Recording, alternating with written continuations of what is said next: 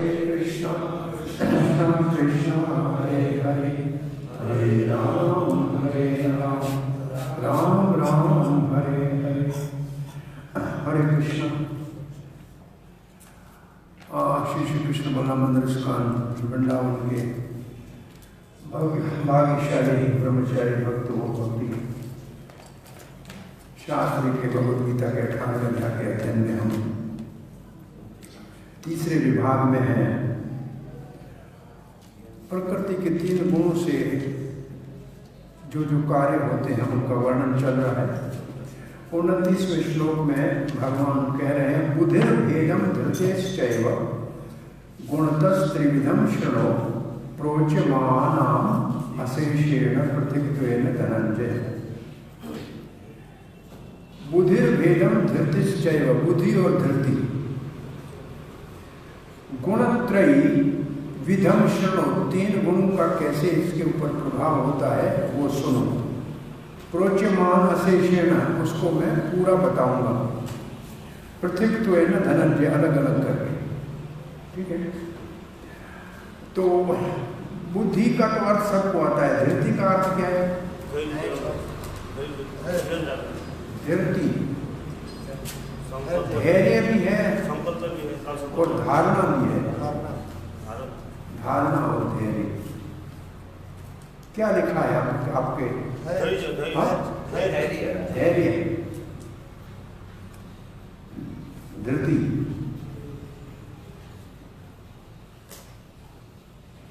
और इसका तात्पर्य नहीं है छोटा 3 लाइन क्या लिखा है? इतना लिखा है, मैं समझता हूँ। अब ज्ञान, ज्ञेय और ज्ञाता का वर्णन हो चुका। अब भौतिक प्रकृति के अंतर्गत बुद्धि और धृति का वर्णन किया जाएगा। ठीक है, ऐसा ही है। अब पहले बुद्धि की बात आएगी। तो सात्विक की बुद्धि कौन सी है? प्रवृत्तिं च निवृत्तिं च कार्या कार्ये भया भये बंधं मोक्षं च या वेत्ति बुद्धि सा पारथ सात्विकी। सात्विक की बुद्धि कौन सी है? जो धर्म और अधर्म में भेद जाने। प्रवृत्ति का अर्थ धर्म, निवृत्ति का अर्थ अधर्म। जो धर्म और अधर्म के अंतर को जानता है, पहली बात। दूसरी बात, कार्य कार्य, कार्य अकार्य, क्या करना चाहिए क्या नहीं करना चाहिए। तो 2 बातें हो गई। जो धर्म और अधर्म को जानता है, जो क्या करना चाहिए क्या नहीं करना चाहिए इसको जानता है। और तीसरा, बंधम मोक्षम च, क्या बंधन में डालेगा क्या मुक्त करेगा इसको जानता है। वो बुद्धि सात्विक है। तो सात्विक की बुद्धि के हमारे को यहाँ 3 लक्षण है। प्रवृत्ति, निवृत्ति, कार्य कार्य, और 4 है भय अभय। कौन सा कार्य भय देने वाला है, कौन सा अभय देने वाला है। जैसे चोरी करेंगे तो सरकार पकड़ेगी, नहीं तो जमराज पकड़ेगा तो भय है। तो अभय क्या है? भगवान का भजन करेंगे तो अभय रहेंगे। तो ऐसे समझता है जो ये इसकी बुद्धि काम करे। तो 4 जोड़े हैं इसमें। सात्विक की बुद्धि में है 4 जोड़े, 1 2 3 4। प्रवृत्ति, निवृत्ति, कार्य अकार्य, भय अभय और बंध और मोक्ष। तो प्रवृत्ति निवृत्ति का क्या अर्थ है? धर्म अधर्म। ठीक है।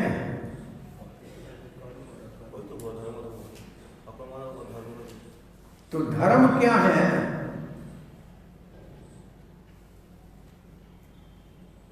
भाई निष्काम कर्म करना चाहिए, सकाम कर्म नहीं करना चाहिए। ये भेद जिसको समझ में आए। कार्य कार्य में, कार्य कार्य में क्या आएगा? निष्काम कर्म करना चाहिए, सकाम कर्म नहीं करना चाहिए। ये कार्य कार्य की परिभाषा है। जैसे प्रवृत्ति निवृत्ति की परिभाषा क्या है? धर्म अधर्म। तो वो कार्य अकार्य की परिभाषा क्या है? सकाम कर्म और निष्काम कर्म। निष्काम करना चाहिए, सकाम नहीं करना चाहिए। और भय और अभय, जो शास्त्र में कहा है वो करेंगे तो निर्भय रहेंगे, उसके विपरीत करेंगे तो भय होगा। तो भय और निर्भय का आधार है शास्त्र के निर्देश। और संसार मन जन्म मृत्यु का चक्कर बंधन है, और जो इससे मुक्त होता है, ये जो जानता है, उसको सात्विकी बुद्धि कहा जाता है।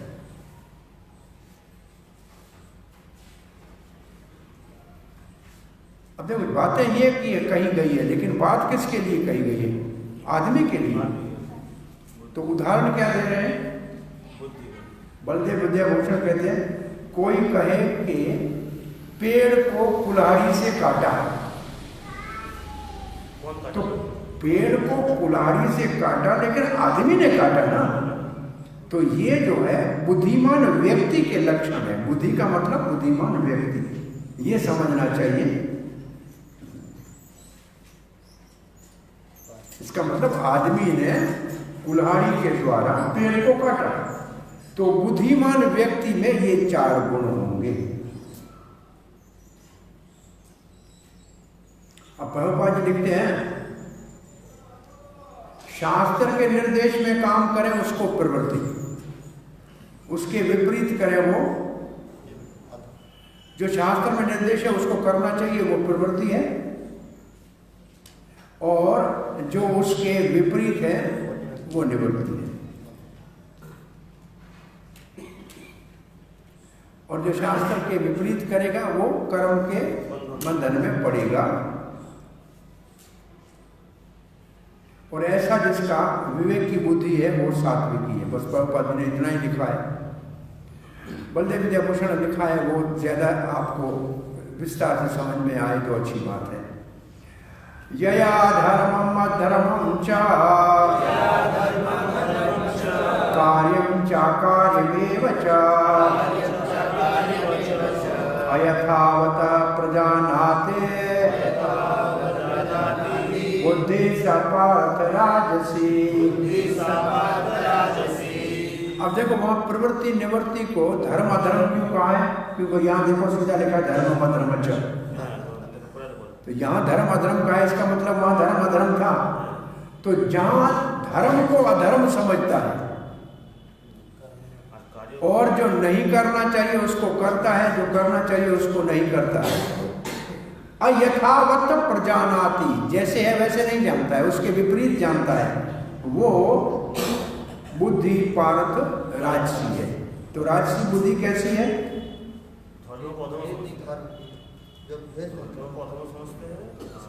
जो पूर्ण रूप से यथावत प्रजानाति, जिसमें पूर्ण रूप से नहीं जानता, यथावत नहीं जानता है, ठीक तरह से नहीं जानता क्या धर्म क्या है, अधर्म क्या है। धर्म अधर्म को ठीक तरह नहीं जानता है, क्या करना चाहिए, क्या मेरा कर्तव्य है, क्या कर्तव्य नहीं है, ये ठीक नहीं जाने वो राजसी। तो इसमें 2 ही है, उसमें 4 थे, इसमें 2 ही है। तो इसमें 2 कौन से नहीं रह गए? भय अभय और बंधन मोक्ष रह गए। अब तामसी बुद्धि, अधर्मम धर्मम इति या मन्यते तमसा वृता सर्वार्थान विपरीतान च बुद्धि सपारत तामसी।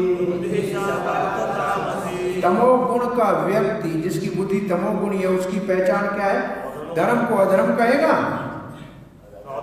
और अधर्मम धर्मम इति या मन्यते तमसा वृत्ता, तामसी वृत्ति वाला अधर्म को धर्म कहेगा और धर्म को अधर्म कहेगा। सर्वार्थान विपरीत, सब काम उल्टा करेगा, सब काम उल्टा करेगा, उसकी बुद्धि को तामसी समझना चाहिए। वहां धर्म अधर्म के विषय में पूरा नहीं जानता है और ये उल्टा करता है।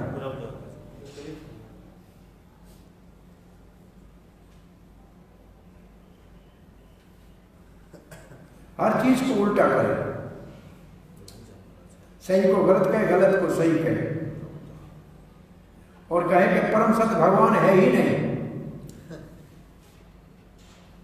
तो वो तामसी बुद्धि वाला है। श्रील प्रभुपाद लिखते हैं तामसी बुद्धि वाला सदा ही उल्टा काम करेगा।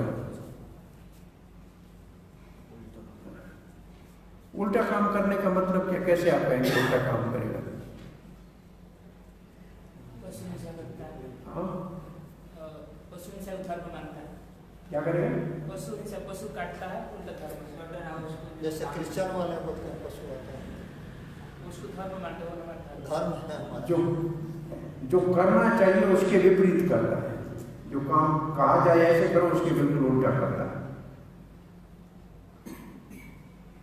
ऐसी बुद्धि वाला बोला सुबह बहुत उठना चाहिए, जैसे करना चाहिए उसके उल्टा करता है। यही तो है ना। जैसे वो जल भक्त की कथा में आता है, उसको पिताजी सिखाया कि तू सोच से वापस आके हाथ धोना, वो हाथ धो के फिर सोच जाएगा, बिल्कुल उसके उल्टा करेगा। जैसे जो हम कहेंगे ऐसे करना है, वो उसके बिल्कुल उल्टा करेगा। और प्राय बच्चे हैं ना, बच्चों की मानसिकता ये होती है, आप जो कहोगे उसका उल्टा करेगा। तो इसका मतलब ये जो तामसी है ये बच्चों जैसी बुद्धि वाले हैं, कम बुद्धि वाले हैं, कहोगे बिल्कुल उसका उल्टा करेगा। और फिर लिखा है धर्म को वास्तविक धर्म नहीं मानेगा, वास्तविक धर्म को छोड़ देगा, झूठे धर्म को स्वीकार करेगा।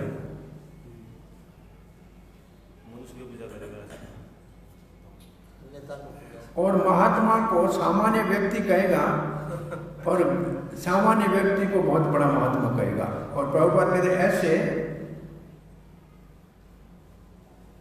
असत्य को सत्य मानेगा। बस सभी उल्टे रास्ते पर जाएगा, इसलिए इसकी तामसी बुद्धि कहते हैं। आपके विचार में लोगों की सामान्य रूप से कौन सी बुद्धि है जिनसे आपका रोज का मिलन जुलन होता है? राजसी और तामसी। विशेष रूप से कोई अच्छा ऑफिसर है, ईमानदार हो तो कहेंगे व्यक्ति कहा है, कोई काम नहीं करता है, न देता है पैसा न काम करता है, ऐसे कहेंगे। और कोई बेईमान पैसे लेने वाला बहुत अच्छा है, काम मान दो काम करा। लोगों की ये सोच है, अभी कोई ये प्राय यही सोच है, ज्यादा यही सोच चलती है। ये सब सोच ऐसी चल रही है। जहाँ शक्ति है, जहाँ नेम है, वो पसंद नहीं है, और शक्ति और नेम जहाँ नहीं है, खुला है, ये बहुत अच्छा है। तो इसका मतलब कोई लोग नेम में नहीं रहना चाहते, ये सबसे बड़ी समस्या है। शास्त्र का नेम है, गुरु का नेम है, धर्म का नेम है, लोग इसमें नहीं रहना चाहते। ये लोगों की बीमारी है। और वैसे मानसिकता आपको समाज की सोच देख पूछनी हो तो हम कभी पूछते हैं जाके बच्चों से कि सप्ताह में कौन सा दिन आपको अच्छा लगता है, सब क्या कहेंगे? क्यों? छुट्टी रहते हैं। क्यों पे कोई पूछने वाला नहीं है, न माँ से पूछेगा, न होमवर्क पूछेगा, नहीं उठना पर नहीं पड़ेगा। तो इसका मतलब है ये हमारी मानसिकता है कि हम नेम में नहीं रहना चाहते, हमको स्वतंत्रता चाहिए, ये हमारी समस्या है। धृत्या अब बुद्धि हो गई, अब धृति आ गई। धृत्याया धार्यते मन प्राण इंद्रिय क्रिया योगेना विचारिण्या धृति सा पार्थ सात्विकी। अंग्रेजी में धृति के लिए शब्द लिखा है, क्या लिखा है? डिटर्मिनेशन,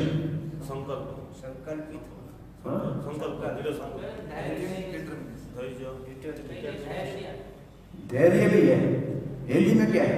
यहाँ पे दो लिखा है, संकल्प और धृति। काल जो है ना उसमें संकल्प है। सामान्य रूप से जैसे धारणा क्या है इसकी, भाई इसकी कैसी धारणा है? सात्विक धारणा है कि तामसिक धारणा है? तो धारणा धृति शब्द धारणा से निकला हुआ है। धृति यया धार्यते, सीधा लिखा पढ़ाया गया, धृति जो धार्यते, धारण करे, धार्यते मन प्राण इंद्रिय क्रिया, जो धारणा जिसमें मन प्राण और इंद्रियों को क्या करे, अविचारेण योगेन, इधर उधर भटकने नहीं दे, वो धृति सात्विक है। तो धृति का अर्थ है धारणा, वो धारणा जिसमें अनन्य भक्ति से मन प्राण इंद्रियों को अभिविचारण योग में लगाए, वो धृति सात्विकी है।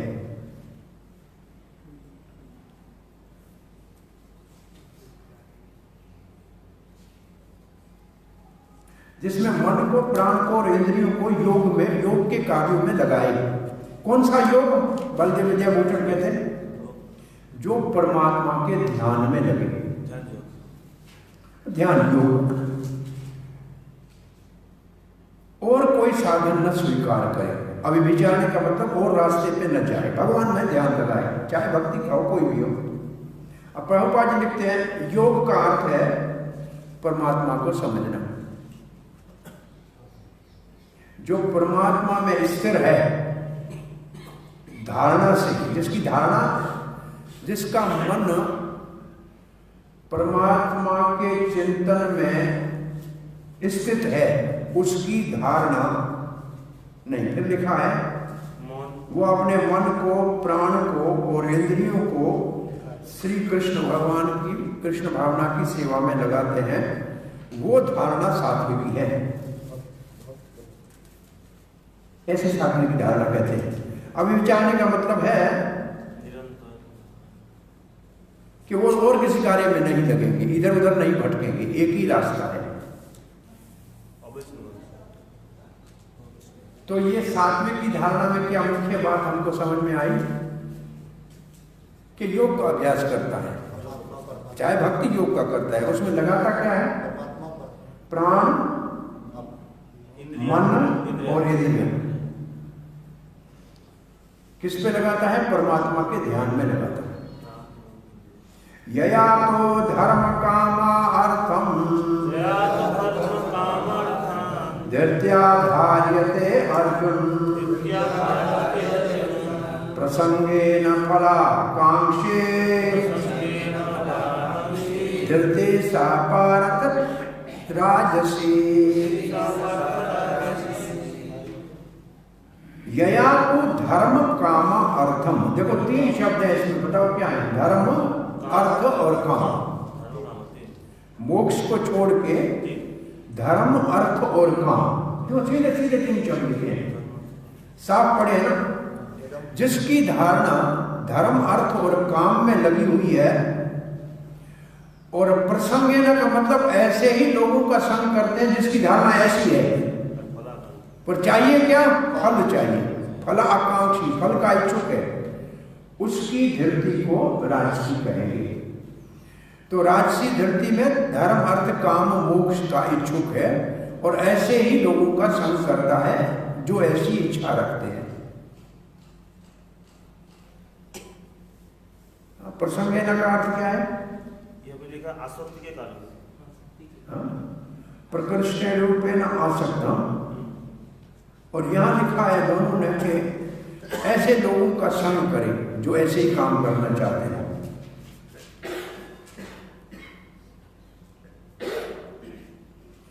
फलाकांक्षी, फल की इच्छा है, ऐसे ही लोगों से संग करता है जो उसकी इच्छा पूरी करने में सहयोग करते हैं। प्रसंगेन मन, प्राण और इंद्रियां कहां लगाता है? ये धर्म, अर्थ, काम में। और सात्विक व्यक्ति वाला कहां लगाता है? परमात्मा में। अब दोनों को ऐसे आप अलग कर दो। सात्विक धरती वाले का मन, प्राण, इंद्रिय परमात्मा पे, और इसकी प्राण, मन, इंद्रिय कहां लगेगी? धर्म, अर्थ, काम। वो अभी विचार ही करेगा और ये दूसरों का संग करेगा जिनसे लाभ मिलेगा।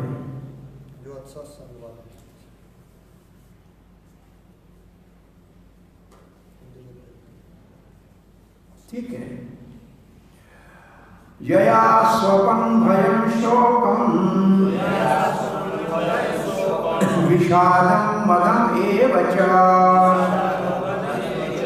न विमुच्यन्ति दुर्मेधा धृति सा पार्थ राजसी। यया स्वप्न का मतलब है नींद। स्वप्न तो सबको आता है।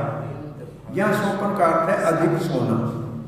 भयम भय, शोकम शोक, विषादम विषाद, मदम मद। विमुंचन्ति, जो विमुंचन्ति का क्या अर्थ होगा? त्यागती है। दुर्मेधा न विमुंचित, जो इससे मुक्त नहीं होना चाहिए। ये कम बुद्धि वाला है, इससे मुक्त होना ही नहीं चाहता। किससे मुक्त नहीं होना चाहता है? 5 चीजों से। हाँ, निद्रा से, भय से, शोक से, विषाद से और मद से मुक्त नहीं होना चाहता है। वो तामसी बुद्धि वाला है।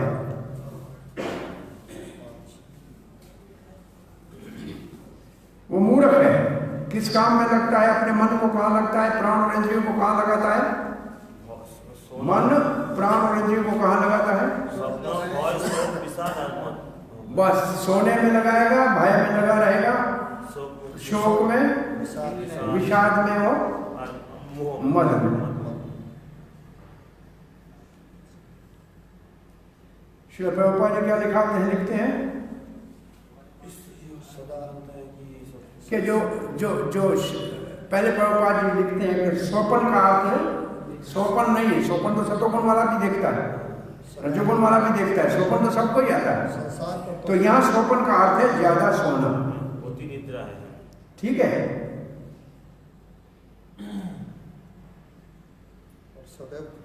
ऐसे लोगों के ऊपर विलास क्या हो सकता है? ऐसा जो व्यक्ति होता है उसके ऊपर क्या विलास हो सकता है? उसका इलाज क्या हो सकता है? उसको नरक में डंडे पड़ेंगे और क्या। अच्छा, अब ये धृति के विषय में मुख्य बात है मन प्राण और इंद्रियों को लगाना।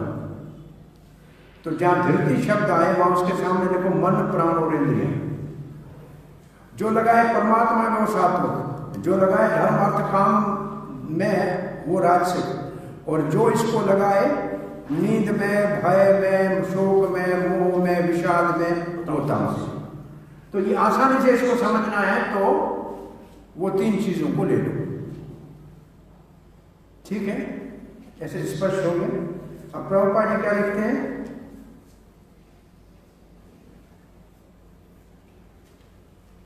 और स्वप्न को प्रभुपाद ने यहाँ क्या लिखा है? वो ऐसे देखता है कि मैं संसार का स्वामी बन जाऊंगा, ये संसार को मैं प्रभुता बनाऊंगा, और उसके ऊपर और इसके मन बुद्धि इनमें ही लगा हुआ होता है।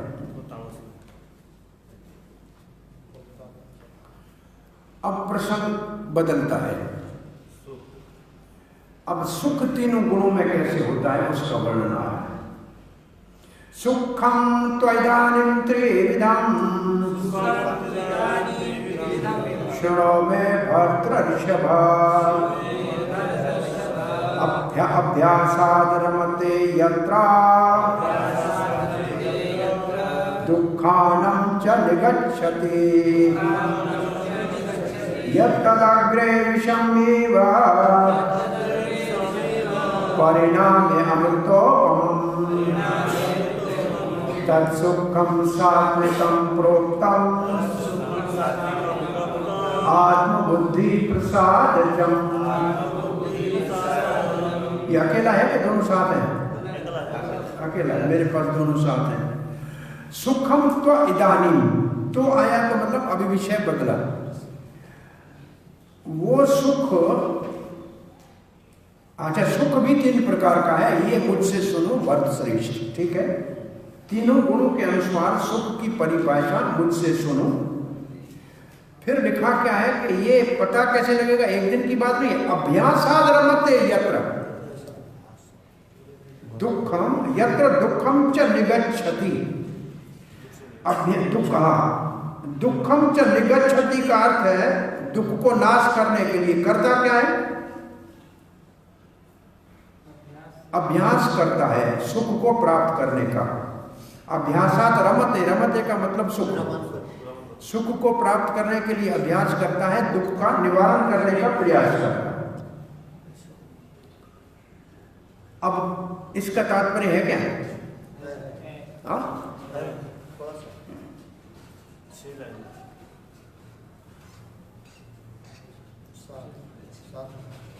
श्री प्रभुपाद ने क्या लिखा है कि बद्ध जीव भौतिक सुख को बार बार भोगना चाहता है, जैसे चबाए को चबाए, ऐसे लिखा है।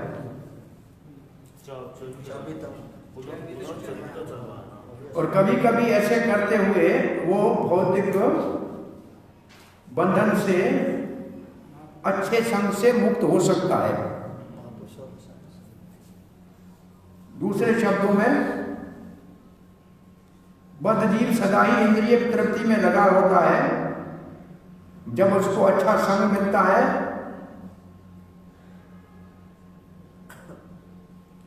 तब वो उन पुरानी आत्माओं को छोड़ के कृष्ण भावना की ओर अग्रसर होता है।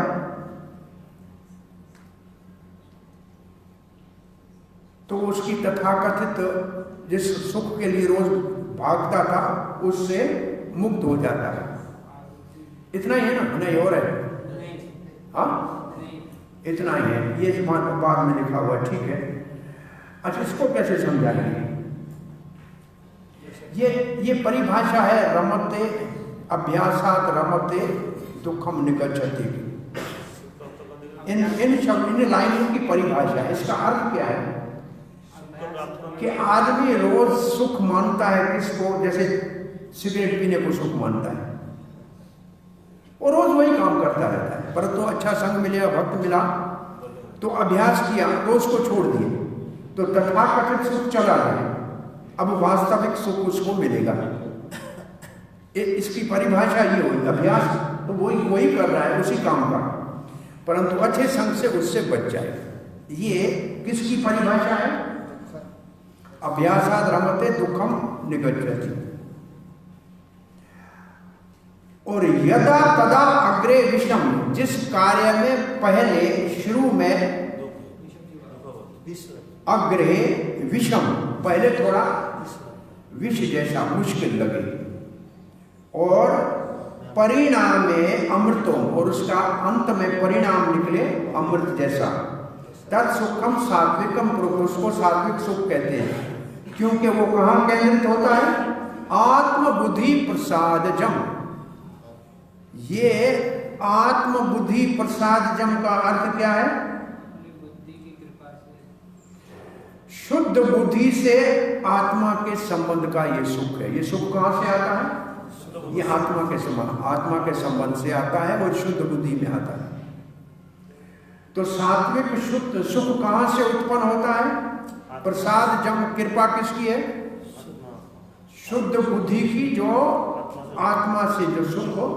अब ये हम जो पहले सीख के आए हैं कि बुद्धि आत्मा का पड़ोसी है, आत्मा का पड़ोसी है। तो आत्मा से सुख तो सदा निकलता है, आत्मा तो है ही सुखमय, पर जब शुद्ध बुद्धि होगी तो आत्मा का सुख बुद्धि में दिखाई देगा। तो ये प्रसाद बुद्धि के प्रसाद से, आत्मा के प्रसाद से बुद्धि में सुख भी अनुभूति होगी। कब? जब पहले तपस्या करके विष जैसा कठोर काम करेगा तो अंत में ये सुख मिलेगा। अब बलदेव विद्याभूषण लिखते हैं,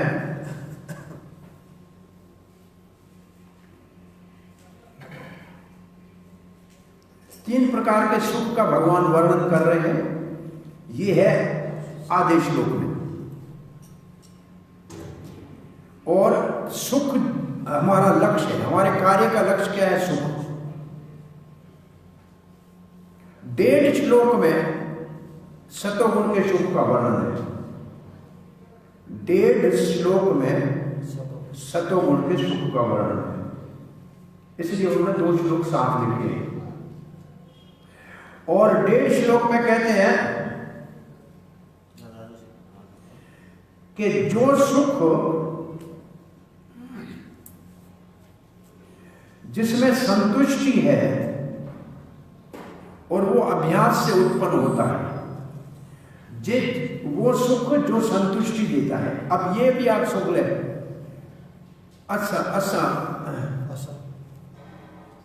असंतुष्ट कुत सुखम, ये भगवत गीता का एक श्लोक है ना।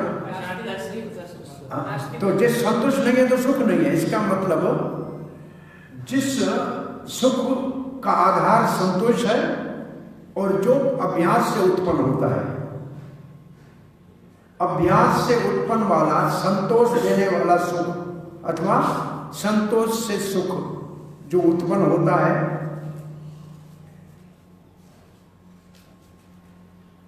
तो इसके विपरीत दूसरा कौन सा सुख होता है? इंद्रियों के भोग का सुख, वो तो तत्कालीन है। तो ये जो सुख है जो शांति से आता है, अब इसको अगर उस श्लोक से जोड़ेंगे जहां ये लिखा है अशांत से कुत सुखम, ये दूसरे अध्याय का श्लोक है। मेरे ख्याल में 64-65 इसी रेंज में होगा कहीं। नाति भावना न भाव से शांति अशांत से कुत सुखम, 66 है।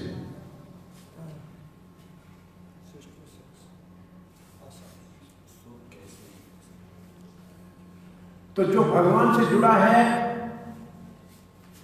उसका मन एकाग्र है, जिसका मन एकाग्र है उसके पास भावना है, जिसके पास भावना है वो शांत है, जो शांत है उसको सुख है।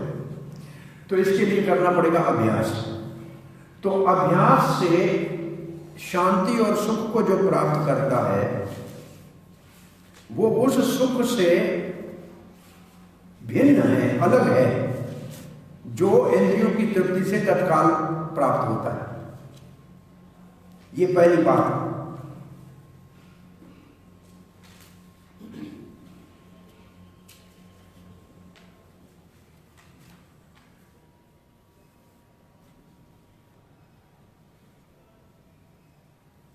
अब रमते शब्द की परिभाषा कहां करेंगे? अभ्यास के साथ रमते क्यों है? अभ्यास के साथ रमते इसलिए है कि अभ्यास करोगे तो शांति प्राप्त होगी, सुख प्राप्त होगा, तो आप संसार चक्र से मुक्त हो जाओगे तो सुख प्राप्त करोगे। रमते तब मिलेगा आपको। और इंद्रिय तृप्ति करोगे तो दुख मिलेगा, संसार में फंसे रहोगे। तो रमते का अर्थ है enjoying which one crosses संसार दुखम निगच्छति। ऐसे कार्य जो है वो पहले बड़े कठिन होते हैं। अब इसका मतलब आधा श्लोक हो गया, वो अब आ रहा है दूसरा श्लोक, दूसरा। तो उस आधे से मिलाएंगे तब ये पूरा होगा। अब समझ में आ रहा है तुम्हारा? शुरू में कठिन अभ्यास करेंगे, किस चीज का अभ्यास करेंगे? सुख को प्राप्त करने का। तो उसके लिए चाहिए शांति, संतुष्टि मिलनी चाहिए। वो तक जल्दी नहीं मिलेगी, उसके लिए अभ्यास करना पड़ेगा। तो फिर जो सुख मिलेगा वो संसार के बंधन से मुक्त करेगा। और ऐसे सुख के लिए शुरू में बहुत तपस्या और कठिनाई होती है, लगता है कि विष पीना है। इसका अर्थ ये हुआ। और इसके विपरीत इंद्रियों का सुख तत्कालीन है, अभी का अभी मिल जाएगा, अभ्यास करने की जरूरत नहीं। और वो बंधन में डालने वाला है। वो पहले भले अच्छा लगे परंतु अंत में तो नरक में डालेगा। तो आगे इसका लिखते हैं, पहले ये विष जैसा लगता है। क्या तकलीफ होती है पहले? अभी तक वो इस स्तर पे पहुंचा ही नहीं है ज्ञान में कि मैं आत्मा हूं और मैं शरीर नहीं हूं। तो इसके लिए उसको, इस चीज के लिए समझने में उसको अभी अभ्यास नहीं किया है उसने। तो लक्ष्य क्या है? तो सुख कहां से आता है? देखो हमने कहा सुख कहां से आएगा? आत्मा से। आत्मा का प्रसाद है। तो जब आत्मा को शरीर से अलग समझेगा तभी तो उस प्रसाद को पाएगा ना। तो उस प्रसाद को पाने के लिए पहले बहुत बड़ा अभ्यास करना पड़ता है। जैसे अध्ययन करना है, ये भी अभ्यास है। शास्त्र पढ़ना समझना ये भी अभ्यास है। तो अभ्यास करना पड़ेगा तो पहले उसको ये सब सोचना पड़ेगा। ये अपने आप नहीं होता है, इसके लिए अभ्यास करना पड़ता है। परंतु वो अमृत जैसा हो जाता है कब? जब समाधि लग जाती है। जैसे मान आदमी कहे प्राणायाम करना मुश्किल है, यम नियम करना मुश्किल है, परंतु समाधि लग जाए तो आनंद ही आनंद है। तो ये कहने का भाव ये है, हम जैसे भक्ति पहले करते हैं तो बहुत मुश्किल लगती है, फिर एक बार हो जाती है, फिर आनंद सुख मिल जाता है। बहुत सी पहले परेशानियां होती हैं, अमृत का विष का घूंट पीना पड़ता है, संबंध से परिवार से झगड़ा करना, ये करना, वो सब पहले तो तकलीफ होती है काम किसी काम, क्योंकि लक्ष्य ऊपर है कि भगवान का प्रेम प्राप्त करना है, तो इसके लिए ये सब कुछ संभव है। तो ये थोड़ा इस प्रकार से लिखा है, इसको समझना चाहिए। और जब समाधि में आएगा, परिणाम हो जाएगा, तब आत्मा को शरीर से अलग देख लेगा।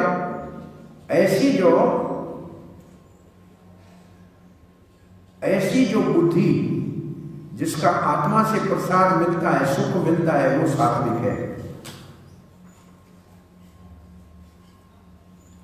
ये है बल्ले विद्याभूषण का तात्पर्य। अब श्रील प्रभुपाद जी के तात्पर्य का आधा तो हमने पहले पढ़ लिया, वो है पहले भाग के लिए संग से, बुरे संग से बचा जा सकता है। अब आगे प्रभुपाद लिखते हैं, आत्म साक्षात्कार के मार्ग में आगे चलने वाला बहुत से नियमों का पालन करता है, मन को वश में करता है, इंद्रियों को वश में करता है, आत्मा के ऊपर केंद्रित करता है। इसका मतलब अभ्यास करता है। ये पहले बड़े कठिन साधन है, ये कड़े लगते हैं विष जैसे, परंतु ये नियमों को जो पालन करके दिव्य स्थिति को प्राप्त करेगा तो वो अमृत पान करके जीवन का सुख भोगेगा। पापा जी ने इसको सरल, बहुत सरल लिख दिया है। तो इस श्लोक का अब, क्योंकि हम सभी सुख चाहते हैं और ये प्रचार के लिए भी बहुत अच्छा श्लोक है, लोग सब सुख चाहते हैं, तब उनको कैसे समझाएंगे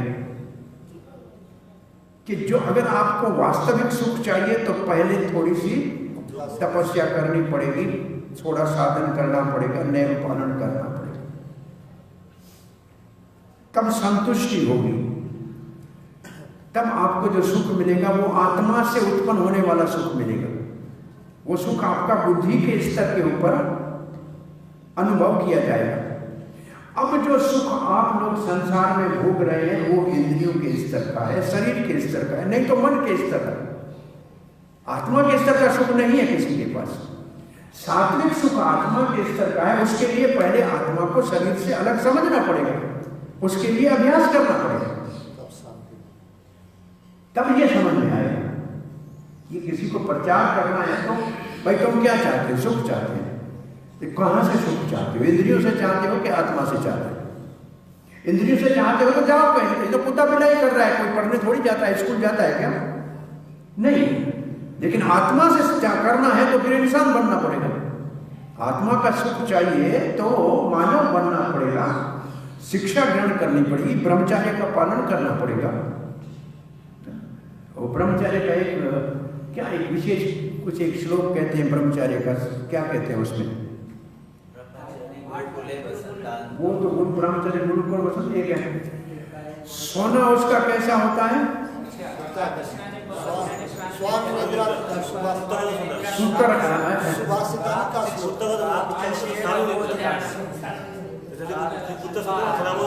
कुत्ते की तरह थोड़ा सोना, हर वक्त सावधान रहना, किस वक्त कोई जगह दे, गुरु का आदेश आ जाए, कोई पूछने और बको ध्यानम काग चेष्टा अल्पाहारी 3 बजे से पहले स्वान निद्रा।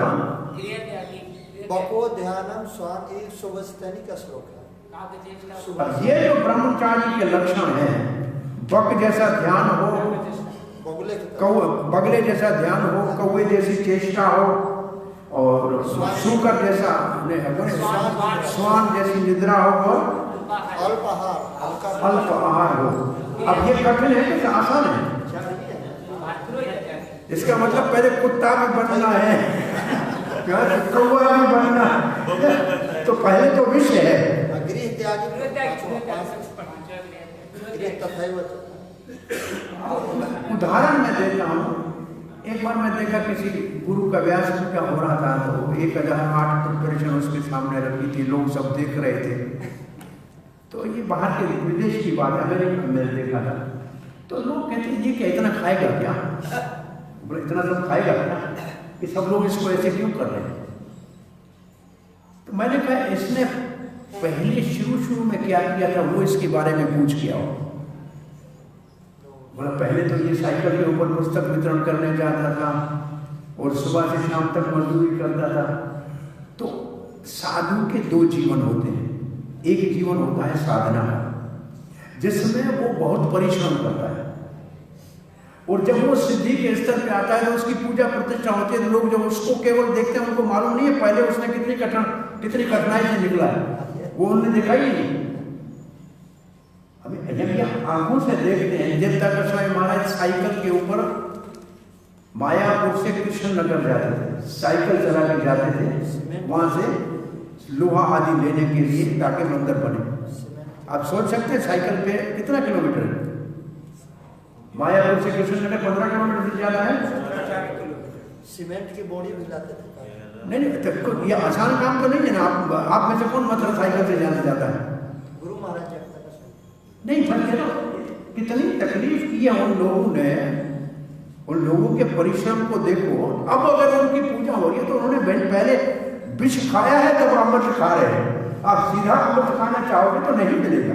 बारिश के दिनों में ये तो मैं कहता हूँ, ये तो हमारे साधु जो हैं तीनों गुणों से उत्तम, ये तो दूसरी बात है। लेकिन सामान्य किसी जीवन में भी अगर कोई लोग आज ऊपर के दर्जे में बैठा है तो पहले उसने कितनी मेहनत की। तो ये श्लोक का भाव ये है कि जब तक अभ्यास नहीं करेंगे, अभ्यास में कठिनाई है, उस कठिनाई को जो सह लेता है वो अंत में सुख को प्राप्त करता है। और सुख क्या है? आत्मा से सुख आता है। इसका मतलब आप भगवान की भक्ति में लगेगा और भगवान को प्राप्त कर लेगा। विषय इंद्रिय संयोगात् यद्यत् अग्रे अमृतोऽहम् परिणामे विषम एव तत्सुखम राजसं स्मृतम्। अच्छा, सात्विक सुख कहां से आया था? अभ्यास करने से सुख। आत्म प्रसाद, बुद्धि आत्म प्रसाद, आत्म बुद्धि प्रसाद जन। और ये रजोगुण का सुख कहां से आया? विषय इंद्रिय संयोग। वो आत्मा से आया था शुद्ध बुद्धि में प्रसाद के रूप में, और ये आता है विषयों से, इंद्रियों के भोग से। जब इंद्रियां विषयों का भोग करते हैं उससे सुख मिलता है। अब दोनों सुखों में अंतर समझ में आया?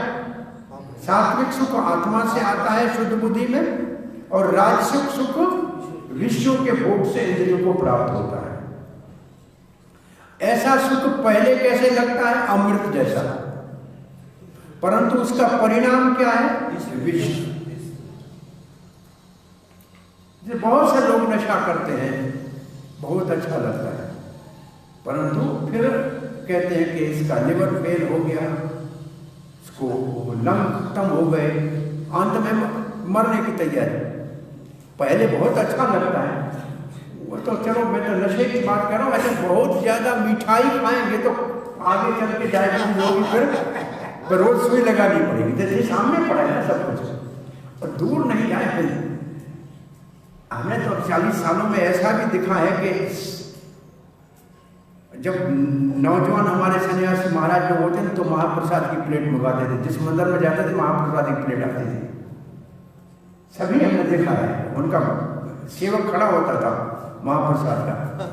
अब तो सूखी रोटी, वो भी बने बिना घी वाली, और दाल का पानी पी रहे सारे के सारे। हम देख रहे हैं तो ये जीवन की बात कर रहे हैं।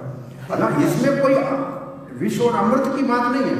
बात ये है कि अगर प्रसाद को भी अल्प खाना है, प्रसाद को भी यहां तक प्रभुपाद ने नवयुवक सन्यास के लिए आया, पूछा क्यों संन्यास लेने जा चाहते हो? बोला महाप्रसाद की प्लेट मिलती है, कमरा मिलता है, जहाँ जाते हैं ब्रह्मचारी को तो बाहर डाल देते हैं तो खिचड़ी खानी पड़ती है। तो उसका उद्देश्य संन्यास का था कि महाप्रसाद खाना है।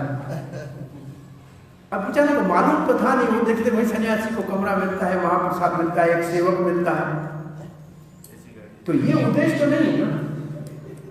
तो पहले जो ज्यादा इसलिए बैलेंस जीवन हो तो अच्छा है।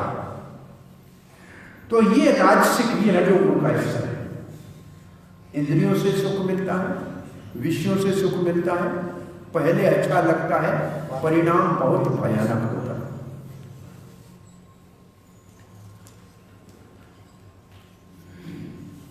यहां लिखा है, बलदेव विद्याभूषण लिखा है, प्रभुपाद जी ने भी तात्पर्य में वही बात लिखी है। लड़का लड़की को देखता है, पहले समझता है बड़ा भोग अच्छा है, परंतु शादी करके देखे तो फिर का भैंसा गाड़ी खींचनी पड़ती है।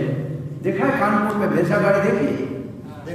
कोई ब्रह्मचारी मुझे पूछता था कि मेरा इच्छा है शादी करने की, तो मैं उसको कहता ये किराया लो, चले जाओ कानपुर, भैंसा गाड़ी वहाँ होती है, वो देख के आना। आगे एक भैंसा होता है, पीछे गाड़ी होती है, उसके ऊपर माल लदा होता है, भैंसे से खींचा नहीं जाता है, उसके बच्चे और स्त्री पीछे से धक्का देते हैं और वो आगे से उसको लेके चला जाता है।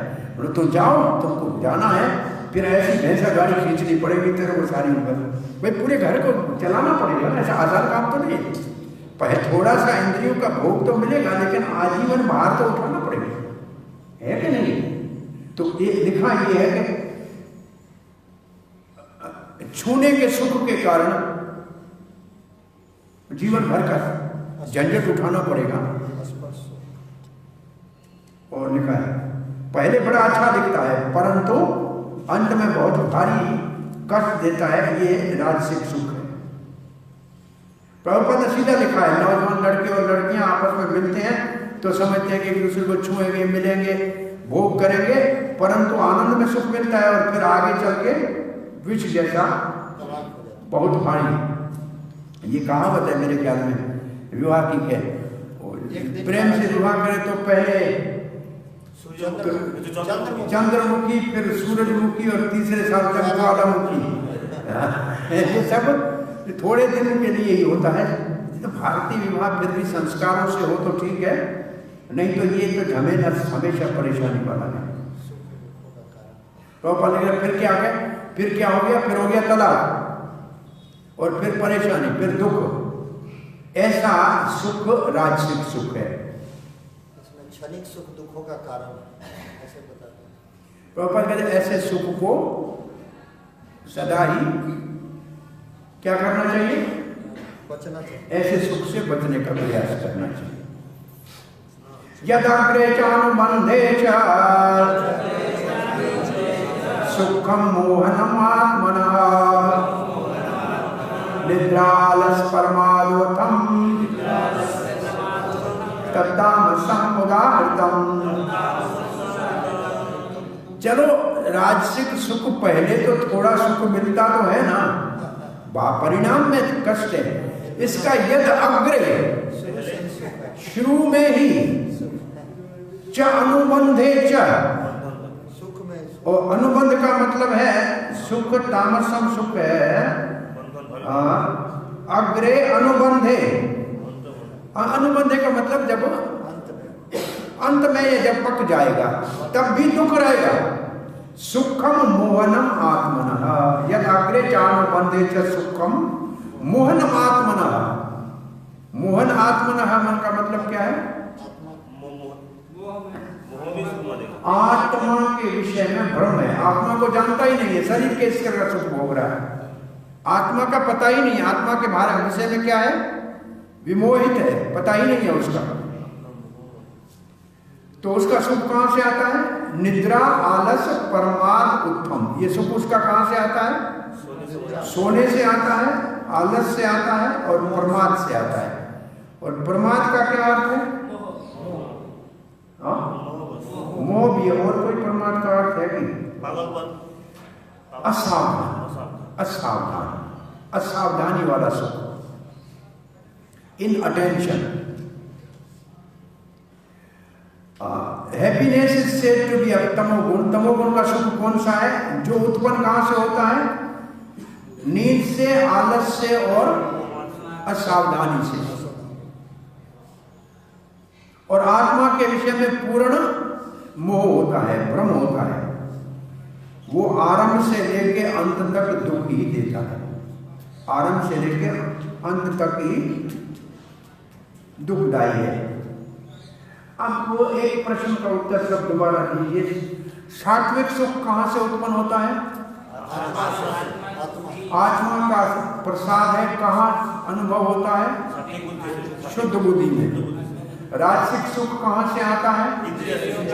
शिष्यों के इंद्रियों के भोग से उत्पन्न होता है। और पहले अच्छा लगता है और अंत में। और तामसिक सुख कैसा, कहां से उत्पन्न होता है? आत्म मोह से। नहीं, उत्पन्न कहां से होता है? निद्रा, आलस, प्रमाद से। और आता कहां से? आत्मा के मोह से। तो ऐसे तीनों को अलग करके देखो कौन सी चीज कहां से आ रही है।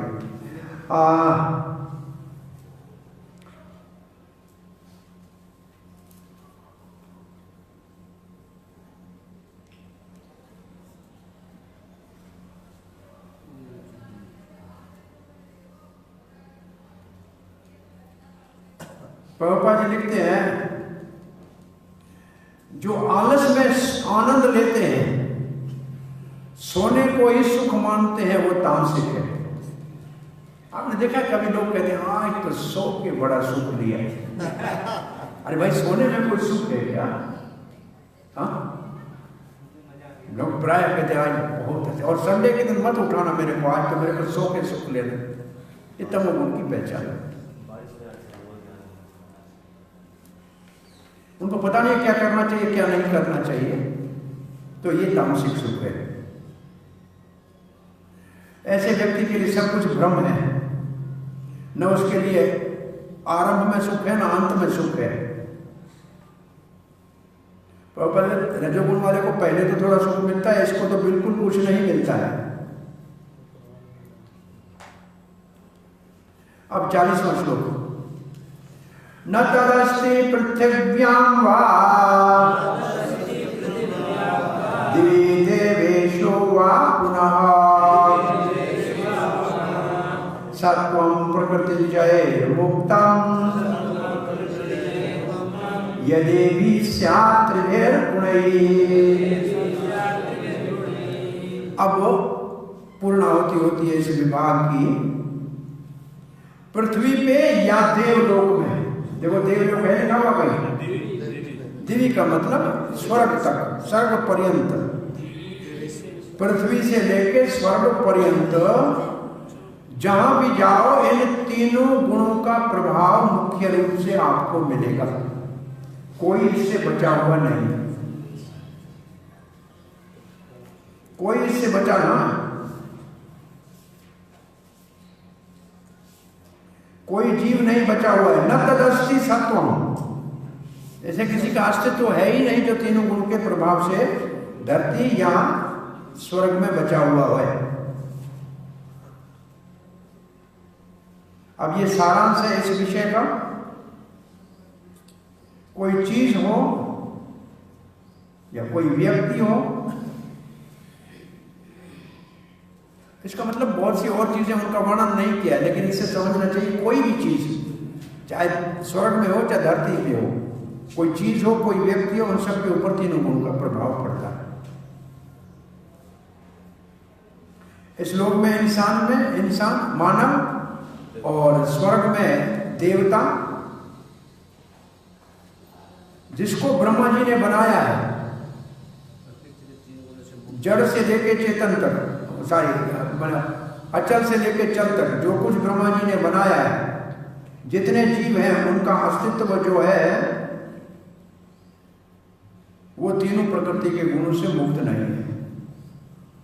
इसको ऐसे एक लाइन में समझो, जिसको भौतिक शरीर है वो प्रकृति के तीनों गुणों ने तो दिया है। जब तक भौतिक शरीर है तब तक तीनों गुणों का प्रभाव रहेगा। तो देवता का शरीर भी तो भौतिक प्रकृति का ही बना हुआ है। तो सीधा इसका अर्थ ये है, जिसको भौतिक शरीर है उसके पास प्रकृति के तीनों गुणों का प्रभाव रहेगा ही। ब्रह्मलोक जो वहाँ पे तो बहुत ही शरीर। फिर लिखा है जो सात्विक व्यक्ति या सात्विक वस्तुएं हैं उसको स्वीकार करना चाहिए, वो लाभदायक है, और तामसिक और राजसिक को छोड़ना चाहिए। ये इस विभाग का सारांश है। श्रील प्रभुपाद लिखते हैं कि इस पूरे ब्रह्मांड में तीनों गुणों का प्रभाव है, बस इतना ही लिखा है। ठीक है, अब हम जा रहे हैं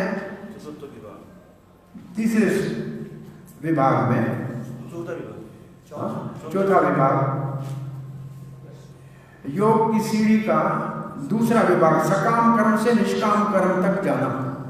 सकाम टू निष्काम कर्म योग 41 से 48 तक है। सकाम कर्म योग से निष्काम कर्म योग की ओर जाना।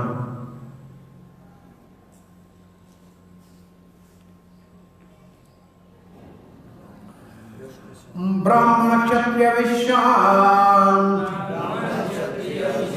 शूद्राणां च परन्तप कर्माणि प्रभक्तानि स्वभाव प्रभवैर्गुणैः। तो इस विभाग में 4 वर्णों के कार्यों का वर्णन है। ब्राह्मण क्षत्रिय विषाम, ये तो 3 एक लाइन में लिखा है, और शूद्राणाम च बाद में अलग किया है। परंतप अर्जुन शत्रुओं को तापने वाले, ब्राह्मण क्षत्रिय विश्व अलग लिख के और शूद्र अलग क्यों लिखा है? चैप्टर को बीच में डाल दिया। वो तीनों जो है वो द्वेज है। ब्राह्मण क्षत्रिय वैश्य तीनों द्वेज है। द्वेज है का मतलब गुरु आश्रम में जाने की शिक्षा लेते हैं और चतुर्थ वर्ण नहीं चाहता है, इसका भाव ये। कर्माणि प्रभक्तानि, उन सबके कर्म अलग अलग है, शास्त्र में निर्धारित। तो आए कहां से? ये बहुत बड़ा प्रश्न है। ये लास्ट लाइन बहुत महत्वपूर्ण है। स्वभाव प्रभवैर गुणैः,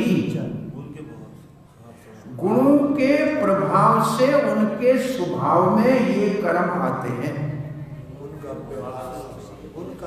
अब पहले आपको जो कभी पढ़ाया है उसको पूछता हूं, तीनों गुणों का प्रभाव कहां पड़ता है? अंतःकरण में। उससे क्या बनता है? स्वभाव। और मरता है जब आदमी तो अंतःकरण कहां जाता है? दूसरे शरीर में, तो वो स्वभाव साथ ले जाएगा। तो स्वभाव बनता कैसे है? पहले ये प्रश्न का उत्तर दीजिए। स्वभाव कैसे बनता है? प्रकृति के गुणों से। कहां इसका प्रभाव पड़ता है? अंतःकरण के ऊपर। और अंतःकरण बद्ध जीव का एक शरीर से दूसरे शरीर में ले जाएगा। तो ये स्वभाव उसका जन्म से है। स्वभाव प्रभवैः गुणैः, इसका चक्रवर्ती बात तो लिखते हैं, जन्म से ही स्वभाव है गुणों का। और बलदेव विद्याभूषण लिखते हैं संस्कारों से, पूर्व जन्म के संस्कारों से। बात एक ही है। इसलिए बोला जाता है जो संस्कार कभी भी व्यक्ति का जल्दी चेंज नहीं होता, और उसको चेंज करना है तो केवल एक ही माध्यम है, हरिनाम को बढ़िया से पकड़ना। भक्तों के संग में, भक्तों का संग ही अच्छा संग स्वभाव को, जो संग लगे वही रंग लगे। स्वभाव बदलने के लिए अच्छे संग की, भगवान के नाम की शरण की जरूरत है। सारे जीव अगर तीनों गुणों के प्रभाव से प्रभावित है, वो भी अगर अपने अपने वर्ण आश्रम के धर्म का पालन करेंगे, कर्म का पालन करेंगे, वो भगवान की सेवा में लगाएंगे, तो वो भी सफलता प्राप्त कर सकते हैं। अब प्रश्न ये है कि स्वर्ग से लेके पृथ्वी तक सभी तीनों गुणों के प्रभाव में से प्रभावित है, तो फिर बोला सब तो बंधन में पड़े, फिर होगा क्या? बोला फिर ये समझ लो, जो आपका स्वभाव से गुण है उसी को भगवान की सेवा में लगा तो आपको सफलता मिलेगी। उसी को सेवा में लगाओ। सब ये छह श्लोकों में इसका वर्णन है। यहां से 41, 42, 43, 44, 45, 46 तक इसका वर्णन है। हर एक प्रभभक्तानि का मतलब विभाजित हैं। हर एक वर्ण के कर्म विभाजित हैं और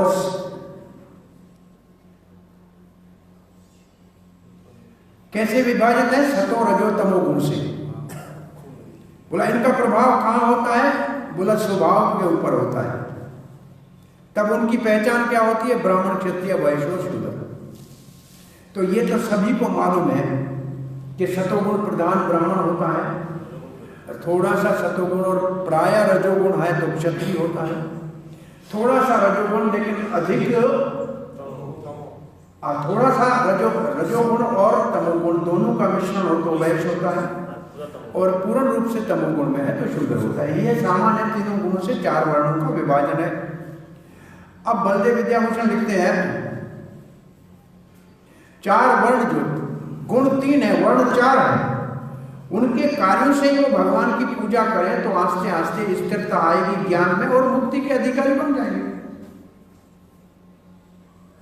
ये 6 श्लोकों में वर्णन है। और शूद्रों को अलग क्यों रखा है? बोला वो द्वेष नहीं है।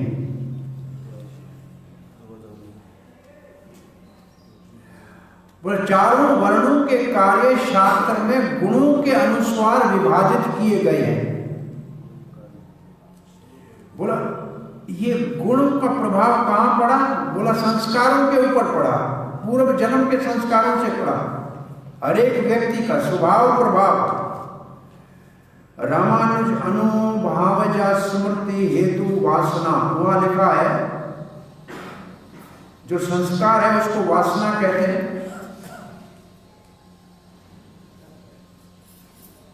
पूर्व जन्म की हमारे को स्मृति याद आती रहती है, वो हमारी स्मृति में रहते हैं।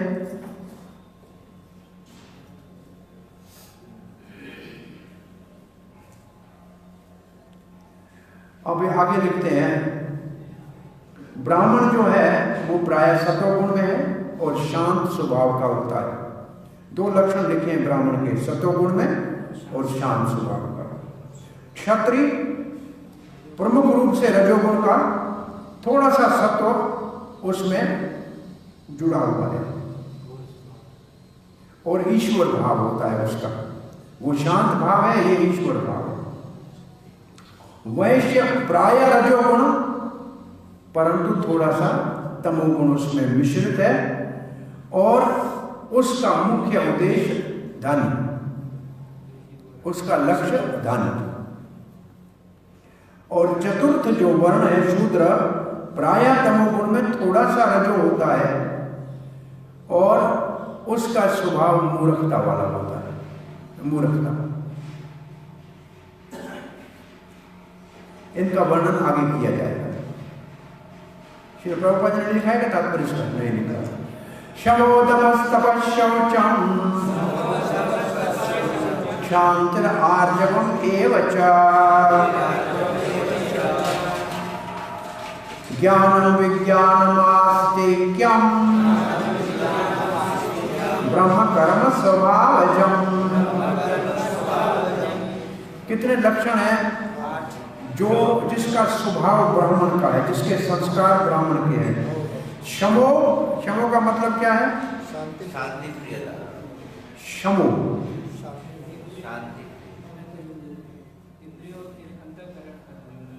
वो जनरली शमो का अर्थ होता है सम दम, इंद्रियों का संयम, मन का संयम।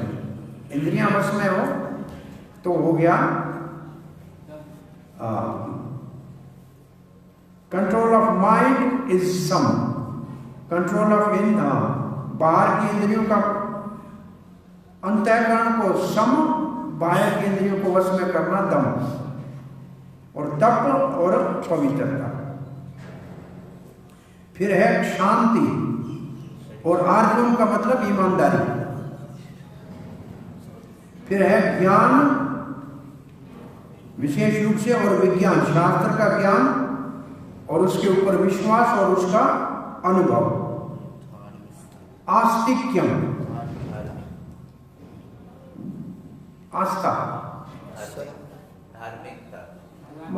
धार्मिक आस्था। कितने गुण हो गए ब्राह्मण के? 9 गुण है ब्राह्मण के। समो दमस तपस् शौचम क्षांत्र आचमो एवच ज्ञानम विज्ञानम आस्तिक्यम ब्रह्म कर्म स्वभावचम। ब्राह्मण के कर्म स्वभाव से उत्पन्न होते हैं, उसके स्वभाव से उत्पन्न होते हैं।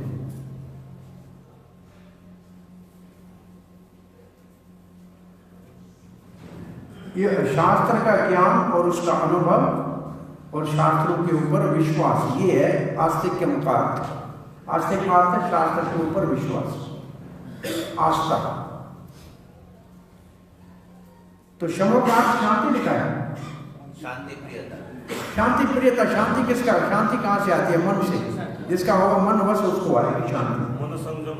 तो शांति क्यों लिखा है शांति प्रिय? क्योंकि उसका मन वश में, मन वश में है तो शांति है। सुदामा ब्राह्मण के लिए लिखा है इंद्रियों का संयम था, मन वश में था, ये उसके लक्षण में लिखा है। महिला के लक्षण और 3-4 लक्षण लिखे हुए।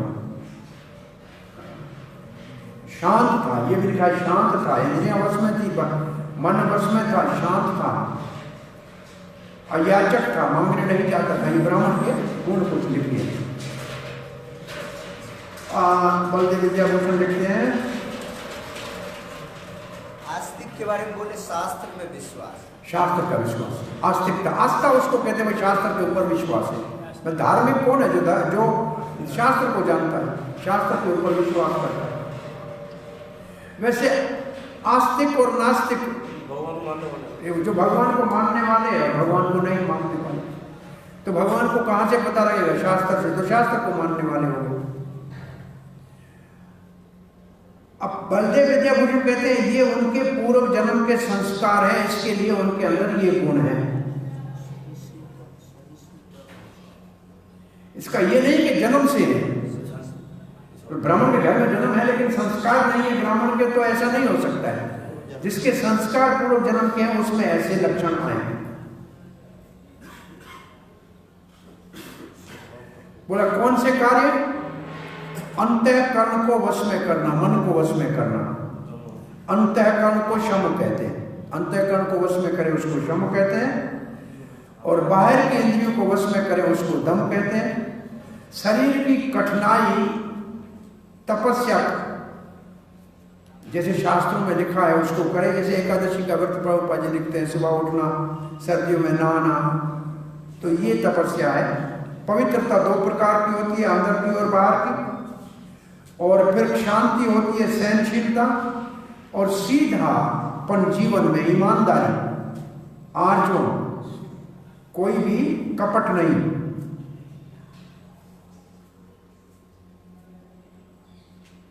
शास्त्र से ये ज्ञान हो कि पराप्रकृति क्या है, अपरा प्रकृति क्या है, दोनों प्रकृतियों का क्या प्रभाव है। और विज्ञान का अर्थ है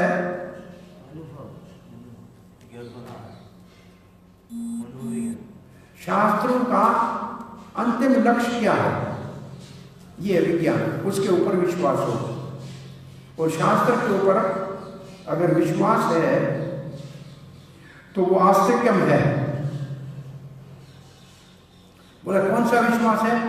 बोला भगवान परम पुरुष हरि को वेदों से जाना जा सकता है और वही सबका आदि कारण है, और हम अपने कार्यों से उनकी सेवा करें और हमारी भक्ति से उसको संतुष्ट करना है। अब सब कुछ और अपने आप को भी उसको अर्पण करना चाहिए। ये ब्राह्मण के लक्षण है। अच्छा, और कुछ ब्राह्मण के लक्षण कहीं पढ़े आपने कभी? 12 लक्षण है महाभारत में। 12 लक्षण है ब्राह्मण के, महाभारत में दिया और एक 6 लक्षण विशेष रूप से। अच्छा, और बलदेव विद्याभूषण आगे लिखते हैं पठन पाठन यजन याजन दान प्रतिग्रह।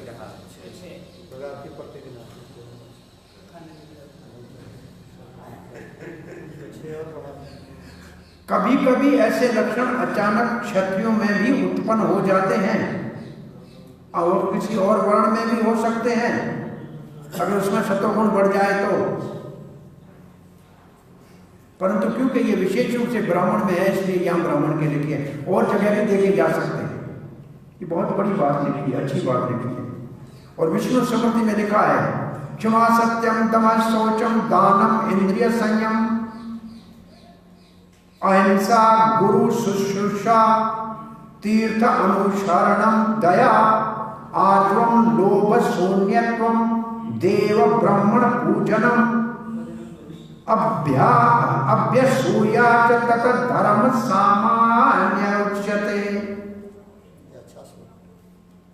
पहला है क्षमा करना, फिर सत्य बोलना, फिर संयम होना, दमा मन का, फिर शौचम, जैसे वही चीज है, फिर दान और इंद्रियों को संयम में करना, इंद्रिय संयम करना, और अहिंसा, गुरु की सेवा, तीर्थ का भ्रमण करना, दया, आर्जवम लोभ से बचना, देवता देव पूजन करना, ब्राह्मण का पूजन करना, ईर्ष्या रहित होना, ये सामान्य ब्राह्मण के लक्षण है। ये विष्णु स्मृति में ब्राह्मण के लक्षण है। तो बहुत लक्षण है, कितने हैं?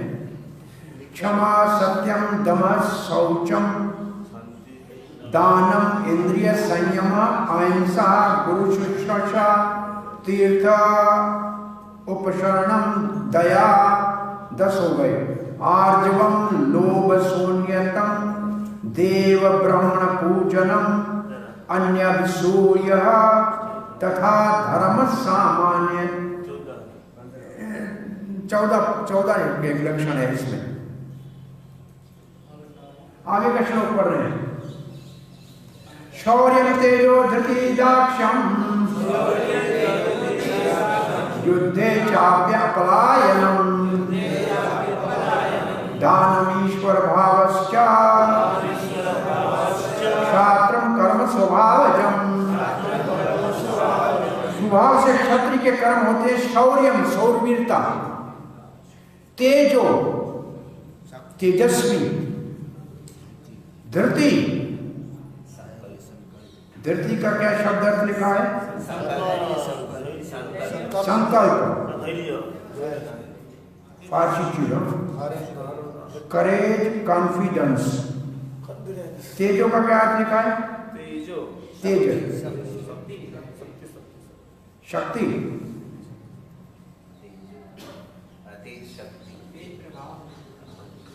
यहां लिखा है कॉन्फिडेंस, तेज को लिखा है कॉन्फिडेंस। और फार्सिट्यूड का फार्सिट्यूड लिखा है धृति के लिए। फार्सिट्यूड का क्या अर्थ है? फार्सिट्यूड, फार्सिट्यूड धृति के लिए है। फार्सिट्यूड क्या शब्द है अंग्रेजी में? क्या अर्थ है फार्सिट्यूड? धृति हिंदी कोई उसी का संस्कृत है फार्सिट्यूड का। तो फार्सिट्यूड है क्या? संस्कृत में लिखा है देखना वो बोल रहा है उसका मीनिंग क्या है, फार्सिट्यूड का मीनिंग क्या है। और दाक्ष्यम, दक्ष है अपने काम को पूरा करने में। ये फार्सिट्यूड का देख लेना शब्द फार्सिट्यूड।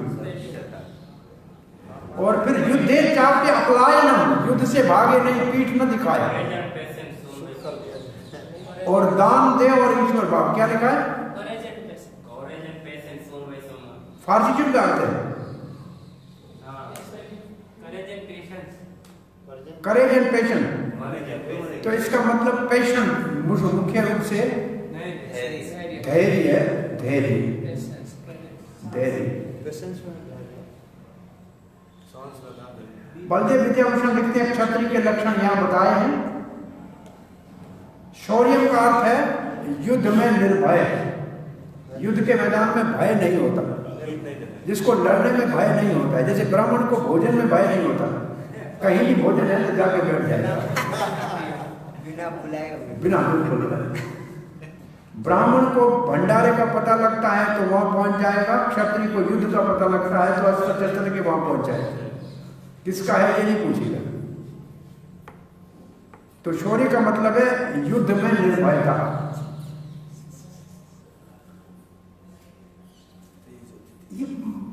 ये भारत इसके लिए बहुत प्रसिद्ध है। ये राजपूताना के क्षत्रियों के युद्ध की बहुत बड़ी, कितने महाराणा संगा के शरीर के ऊपर कितने घाव थे, 80-90 पता नहीं इससे ज्यादा घाव। एक पांव हाथ टूटा हुआ, एक पांव टूटा हुआ, एक आंख गई हुई, फिर भी युद्ध के अंदर आते थे और आगे आगे सबके खड़े होते थे। बोले जब तोप मारी उसको बाबर की सेना से तब उसको चोट लगी, तलवार की चोट को तो वो सह लेता था। तो ये डरते नहीं। अभी थोड़े दिन पहले मैं देख रहा था जो 62 वाली चाइना की लड़ाई में जो मेजर वहां था, उसको सारी गोलियां आगे लगी हुई थी छातियों के। तो भाई उसके जो हेलमेट थे गोलियां सब आगे से लगी थी। इसका मतलब वो सामने लड़ रहे थे, भाग नहीं रहे थे, थोड़े थे फिर भी। ये क्षत्रिय की पहचान, वो मरने से डरता नहीं। रश्मि रथी में दिनकर लिखे हैं कि इसमें कूट कूट कर भरी हुई निर्भयता की आग हमेशा। क्षत्रिय जब जाता था युद्ध में, क्षत्रिय युद्ध में जब जाता था, अगर शादीशुदा नहीं है तो माँ उसको तिलक लगा के तलवार हाथ में देती थी, और शादीशुदा है तो पत्नी देती थी आरती करके, और कहती थी छाती पे घाव खाओ तो घर आना, पीठ पे खाओ तो यहाँ नहीं आना। ये क्षत्रियों की शिक्षा थी। तो ये क्षत्रिय का मतलब भय नहीं, लड़ाई का भय नहीं। और तेज का मतलब दूसरे उसके ऊपर अपना प्रभाव नहीं जमा सकते, वो हमेशा अपने बल से खड़ा रहेगा। जब बहुत बड़ा तनाव की स्थिति हो तब भी वो अपने इंद्रियों को संयम में रखे। ये धीरज का अर्थ है। बहुत कठिन परिस्थितियों में भी अपने आप को धैर्य धारण करके रखे। और दक्ष का मतलब है अपने लक्ष्य को प्राप्त करने में सक्षम हो, उसको पूरा ही करके छोड़े।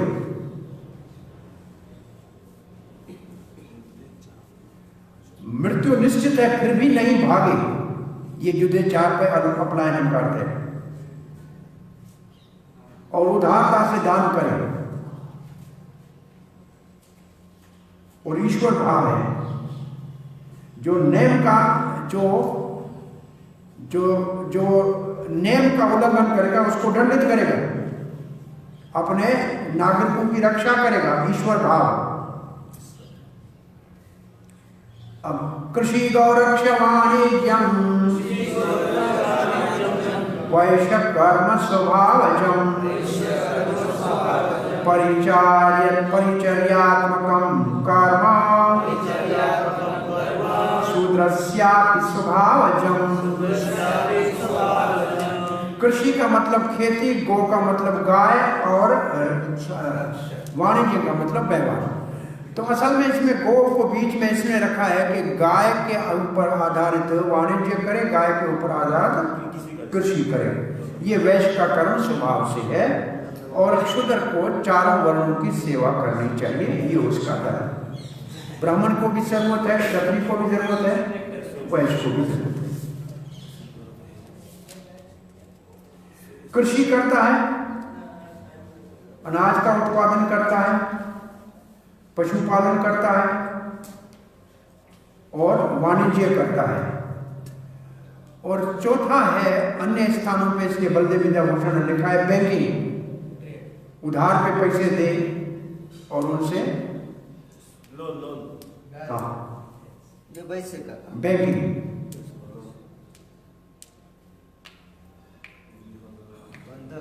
इन सब तीनों की सेवा करना शूद्र का वर्णना का काम है। बोला ये कोई पूरा नहीं है, बहुत से और भी इतने थोड़े में लिखा है। प्रभुपाद ने कहा लिखा है तात्पर्य का?